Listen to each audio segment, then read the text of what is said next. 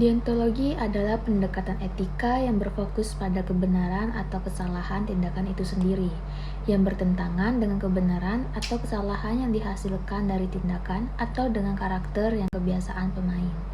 Jadi, bagi seseorang deontologis, apakah situasinya baik atau buruk tergantung pada apakah tindakan yang menyebabkannya benar atau salah. Deontologi juga merupakan sekolah filsafat dalam arti moral, di mana perilaku etis sama dengan aturan yang berlaku.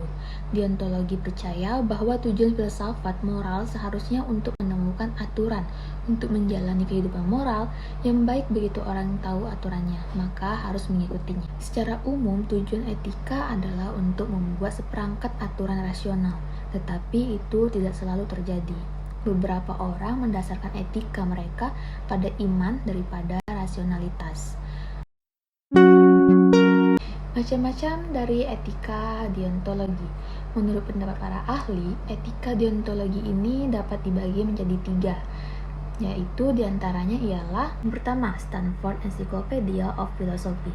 Dalam filsafat moral kontemporer, deontologi adalah salah satu dari jenis teori normatif tentang pilihan mana yang secara moral dilakukan, dilarang atau diizinkan. Dengan kata lain, deontologi berada dalam domain teori moral yang memandu dan mengevaluasi pilihan kita tentang apa yang harus kita lakukan. Hal ini termasuk dalam teori deontik. Yang kedua ada ethics and warpath. Deontologi adalah teori etika yang menggunakan aturan yang membedakan yang baik dan yang buruk. Deontologi sering dikaitkan dengan filsuf Immanuel Kant. Kant percaya bahwa tindakan etis mengikuti hukum moral universal, seperti jangan bohong, jangan mencuri, jangan menipu. Teman-teman, deontologi itu mudah diterapkan. Itu hanya mengharuskan seseorang untuk mengikuti aturan dan melakukan pekerjaan mereka saja. Pendekatan ini cenderung mencocokkan wawasan alami kita dengan apa yang etis atau tidak. Tidak seperti konsekuensialisme yang mengevaluasi tindakan berdasarkan hasil. Etika tidak perlu mempertimbangkan biaya dan manfaat dari suatu situasi. Ini hanya menghindari subjektif dan ketidakpastian karena hanya aturan yang ditetapkan yang harus diikuti. Yang ketiga ada Encyclopedia Britannica.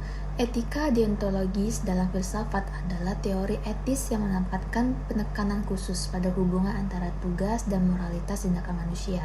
Dalam etika deontologis, suatu tindakan dianggap baik secara moral karena beberapa karakteristik dari tindakan itu sendiri, bukan karena produk dari tindakan itu baik. Etika deontologis menyatakan bahwa setidaknya beberapa tindakan wajib secara moral terlepas dari konsekuensi untuk kesejahteraan setiap umat manusia. Untuk deontologi ini terdapat 2 macam teori utama, di mana teori ini ialah sebagai berikut. Yang pertama ada teori peran deontologi. Termasuk dalam peran teori etika meliputi: yang pertama, teori perintah ilahi atau hukum kodrat. Yang kedua, teori imperatif kategorikal, misalnya moralitas Kantian.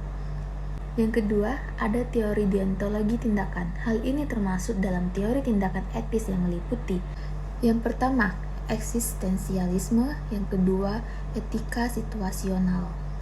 Yang ketiga ada teori hak. Teori ini merupakan aspek dari teori etika karena terkait dengan kewajiban. Hak dan kewajiban seperti 2 sisi dari koin yang sama. Dalam pemikiran moral saat ini, mungkin teori hak ini adalah pendekatan yang paling banyak digunakan untuk mengevaluasi manfaat tindakan atau perilaku. Baiklah teman-teman, sekarang kita masuk ke contoh deontologi. Berikut inilah contoh-contoh dari deontologi. Yang pertama, jika seseorang diberi tugas dan menjalankannya sesuai dengan tugas itu, maka ia dianggap benar, sementara diberitahu bahwa itu salah jika ia tidak melakukannya. Yang kedua, kehidupannya baik, tidak pernah melakukan hal-hal yang dapat merusak lingkungan sekitarnya, dapat menikmati hidup dengan tenang, nyaman, dan damai. Ketiga, saya suka bekerja keras. Saya ingin terus berjuang dalam pekerjaan, sehingga pada akhirnya saya dapat menikmati hasil yang kerja yang baik. Yang keempat, ada keadilan. Mengetahui bagaimana bersikap adil dan menentukan pilihan. Yang kelima, kebijaksanaan. Seseorang pemimpin yang bijaksana dalam segala hal. Deontologi etika menurut Immanuel Kant. Deontologi merupakan suatu cabang etika. Deontologi menurut Kamus Filsafat, deontologi ialah etika yang berdasarkan konsep tentang kewajiban, lawan dari sistem etika yang berdasarkan ide dasar meraih sejumlah kondisi, hubungan yang baik atau kualitas-kualitas yang dibutuhkan untuk hidup yang lebih baik. Ilmu ini akan membahas tentang kewajiban.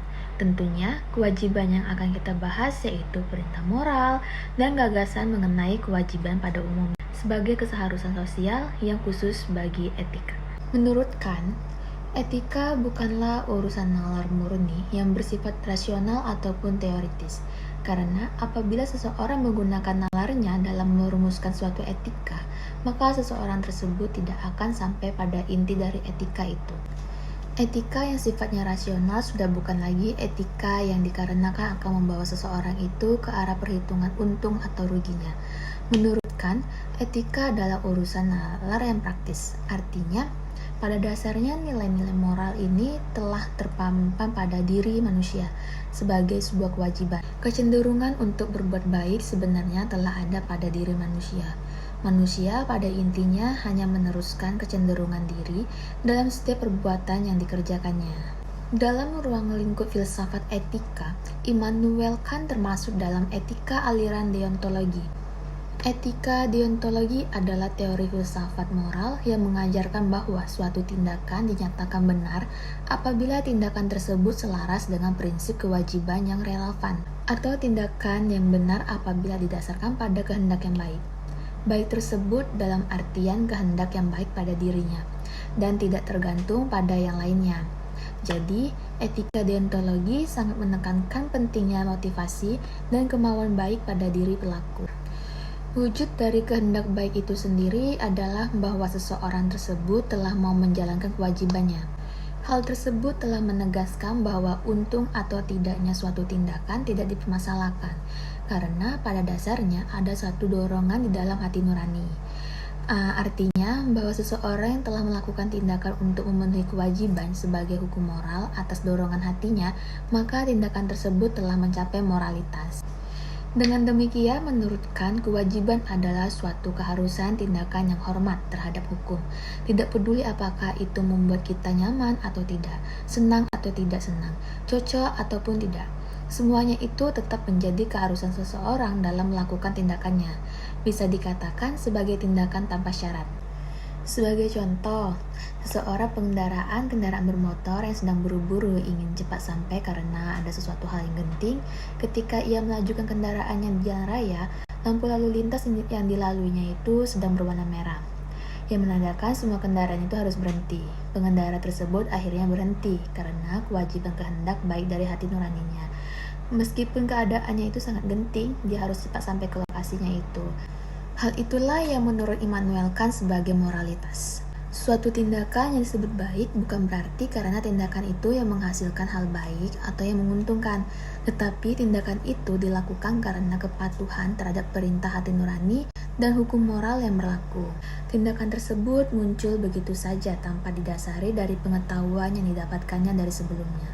Satu-satunya kebaikan di dunia ini adalah kemauan yang baik, yaitu kemauan untuk mengikuti hukum moral dan membuang jauh-jauh sifat pamrih itu. Adapun contoh dari etika deontologi, misalnya, jangan melanggar atau bertindak taat aturan. Tindakan tersebut harus dilakukan atau tidak perlu adanya pertimbangan terlebih dahulu. Tindakan tersebut melainkan tindakan yang wajib ditaati apapun konsekuensinya. Hukum moral mengikat mutlak semua manusia pada makhluk rasional. Bagi Kant, menghubung-hubungkan kewajiban moral dengan moral baik dan buruk justru malah akan merusak moral, sebab inilah yang dinamakan pamrih.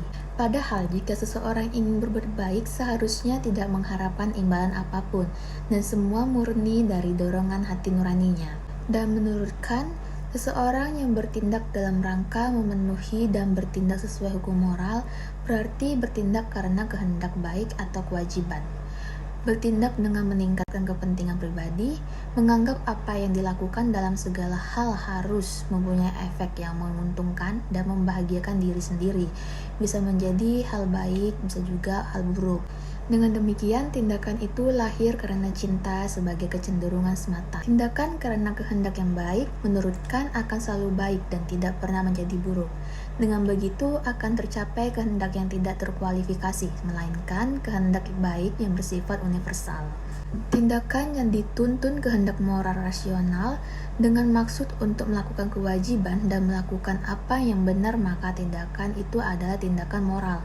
Meskipun nantinya tindakan itu menghasilkan suatu yang buruk sebagai akibat kemungkinan-kemungkinan yang tidak tepat yang berada di luar kehendak pelaku. Jadi dapat disimpulkan tindakan-tindakan yang baik secara moral dan tindakan yang diniatkan baik secara moral ialah tindakan yang berdasarkan kewajiban. Dapat dipahami bahwasannya deontologi Kant memberikan keyakinan bahwa nilai moral seharusnya didasarkan pada apa yang ada di dalam perbuatan itu sendiri, bukan suatu hal yang berada di luar. Kant benar-benar melepaskan sama sekali moralitas dari konsekuensi tindakan. Dalam suatu tindakan pasti ada konsekuensinya, maka konsekuensi tindakan tidak boleh menjadi pertimbangan. Tindakan menjadi baik bukanlah karena hasil, melainkan tindakan tersebut berdasarkan kehendak baik saja.